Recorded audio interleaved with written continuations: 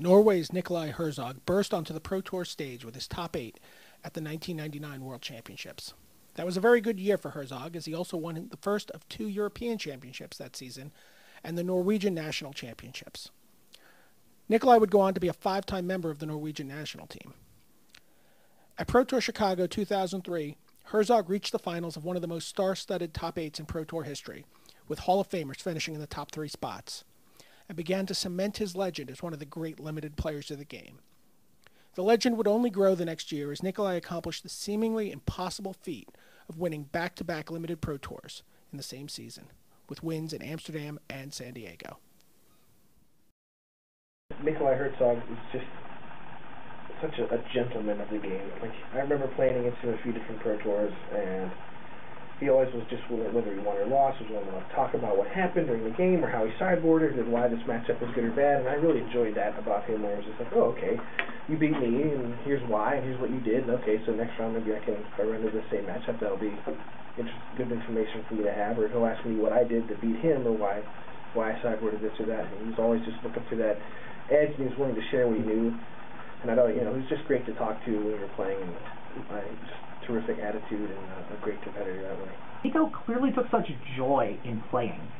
For me, Nico's always got a smile on his face. He's always happy to see you, and he's just always has this joy from playing. He's so happy to be playing, to be winning, and he did a lot of winning.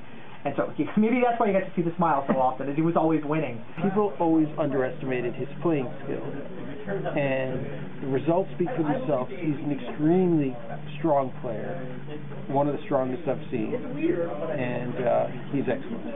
Yeah, Nicolai is one of the good men of the tour, and it's good to have him around. Scandinavian. He was one of the good Scandinavian when they were doing very well before the Germans and the Japanese.